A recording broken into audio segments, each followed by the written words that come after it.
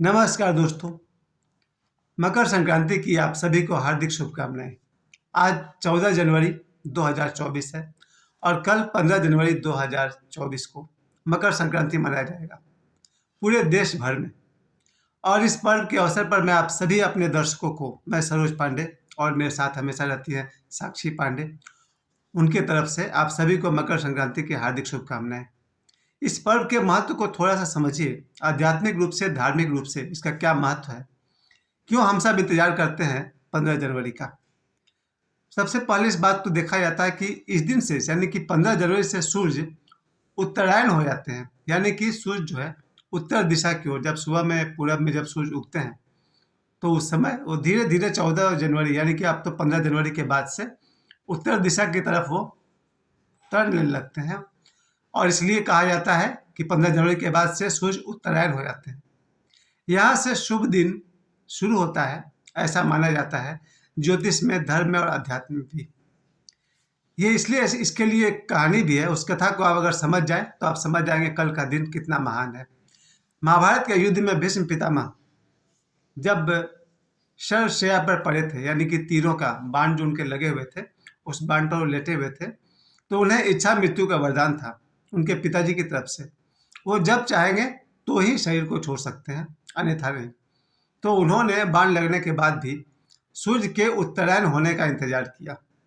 यानी कि उस समय के अनुसार जब भी उनको तीर लगी थी, उन्होंने अपने शरीर को नहीं छोड़ा। उन्होंने कहा कि अभी मैं इंतजार करूंगा, जब मकर संक्रांति आएगा, जब ये सूर्य उत्तरायण की ओर हो जाएंगे, तब मैं शरीर त्याग करूंगा। क्योंकि शरीर को छोड़ना 14 जनवरी के बाद उचित होता है। मैं कभी 14 जनवरी बोलूँगा, कभी 15 जनवरी, क्योंकि मुझ पर 50 साल का संस्कार है। बचपन से अब तक हम लोग, पिछले 2-4 सालों तक हम लोग 14 जनवरी को ही मनाते रहे मकर संक्रांति, तो वो निकल जाएगा मुंह से, उसके लिए क्षमा कीजिएगा। अभी 76 वर्षों के लिए चलेगा 15 जनवरी। तो इस दिन के लिए भीष्म पितामह ने इंतजार किया। अब और ध्यान दीजिए मेरे गुरु ओशो के बारे में। उन्होंने शरीर छोड़ा है 19 जनवरी को, यानी कि 14 जनवरी के बाद। एक अर्थ में जितने भी ज्ञानी हुए हैं वो लोग मकर संक्रांति के बाद शरीर छोड़ते हैं।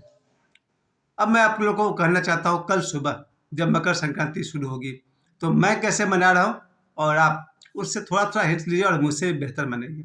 सबसे पहले तो मैं बता दूं कि हम सब बचपन से ही जब इस पर्व को हम लोग मनाते थे 14 जनवरी का, तो मुझे अपनी जहाँ तक याद है, मुझे बचपन में 5 साल की उम्र के बाद से तो मुझे भी याद है, हम लोग गाँव छपरा में रहते थे। तो हमारे गाँव में गाय भैंस दोनों मेरे परिवार में थी। तो हम लोग को दूध दही की कमी तो थी नहीं। तो ढेर सारा दही, चूड़ा, गुड़ खूब खाने को मिला हम लोग को। और तिल, तिल का लाई लाई हम लोग बनाते हैं, और देखने में कभी होगा तो आपको दिखा देंगे। और अब तो मुढ़ी का बनाते हैं हम लोग, गोल सा लड्डू होता है चावल का, गुड़ से तिल से मिला करके बनता है लाई। और मेरी माँ एक चीज बनाती थी, उसको कसार बोलती थी, चावल का पाउडर से बनता था लड्डू। खैर अब तो मेरी माँ नहीं है, तो इस बार लाई तो बना है, कसार नहीं बना है। और इस तरह से बचपन में मेरे पिताजी मेरे लिए नया बनियान या कुछ नए कपड़े खरीदते थे। हम लोग मानते हैं कि मकर संक्रांति में नए कपड़े पहनना चाहिए। तो इस मौके पर हम लोग सुबह सुबह नहाते थे बचपन में, 7 बजे तक नहा लेना है। अब उस समय तो पानी गर्म करके सुबह सुबह हम लोग नहाते थे। उसके बाद सुबह में ही तिल और चावल छूते थे, और हम लोग नमो विष्णु नमो विष्णु नमो विष्णु 5 बार बोलते थे।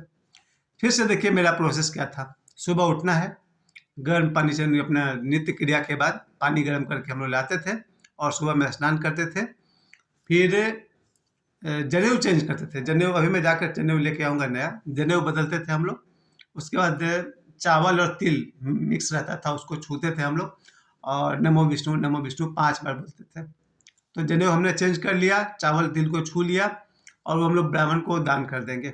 उसके बाद सुबह में हम लोग लाई खाते थे, कसार खाते थे, तिलकुट खाते थे। उसके बाद निकल पड़ते थे, बगल में एक नदी बहती है, दामोदर नदी। दामोदर नदी के किनारे बहुत बड़ा मेला लगता है। तो हम सब निकल पड़ते थे सुबह 10 बजे के आसपास तक मेला देखने के लिए, हजारों की भीड़ में। आप तो जानते हैं मेला कैसा होता है। कल मैं जब जाऊंगा मेला तो उसका वीडियो बनाकर अपलोड करूंगा, आप लोग कल का वो मेला देख लीजिएगा। और वहाँ से हम लोग दोपहर 1 बजे के आसपास मेला से लौटते थे, जो भी खरीदारी करना होता था। और 1 बजे आने के बाद घर में हम लोग फिर दही चूड़ा खाते थे।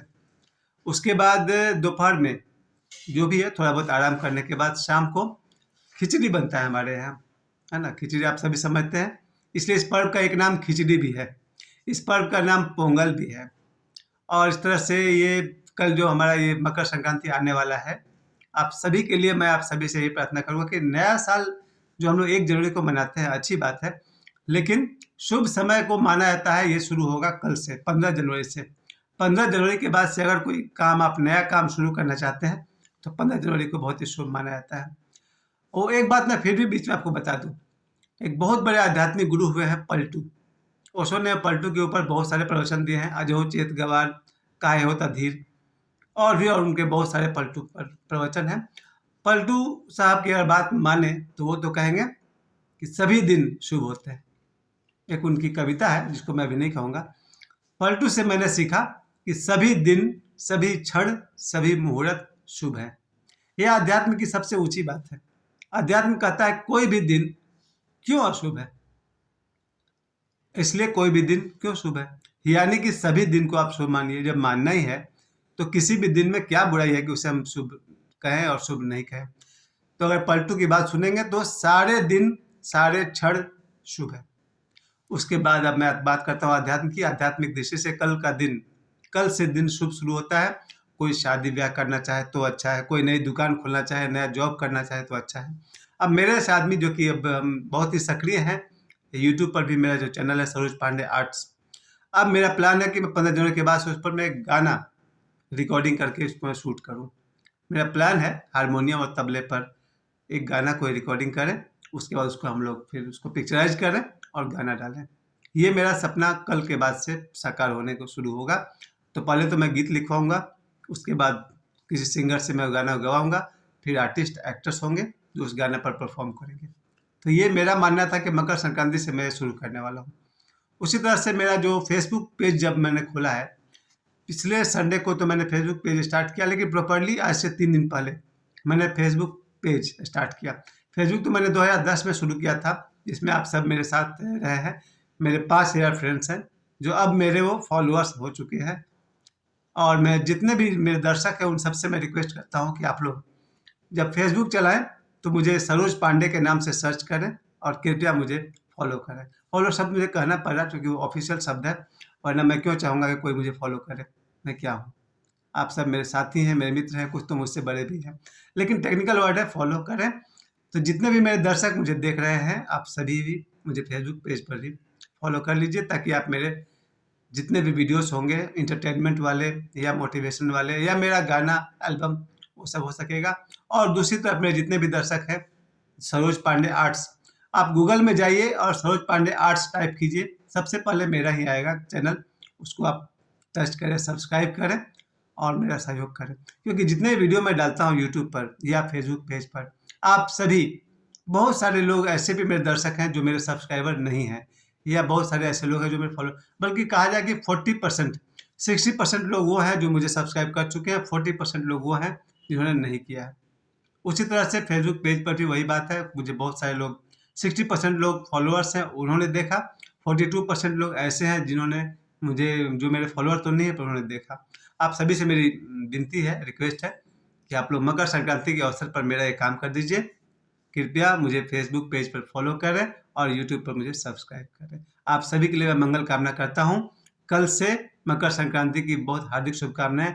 अपने परिवार के साथ खूब खुशी से रहें और दही चूड़ा खाइए, तिलकुट खाइए, लाई खाइए, कसार खाइए, जो भी आपको अच्छा लगता है, खिचड़ी बनाए खाइए और आपका पूरा वर्ष मंगलमय हो, ऐसी मैं कामना करता हूँ। विशेष करके मेरे अपने परिवार में जो मैं हूँ, मेरी साक्षी बेटी है, सोहम बेटा है, और मैं अपने पूरे परिवार के तरफ से आप सभी को मकर संक्रांति की हार्दिक शुभकामनाएं देता हूँ।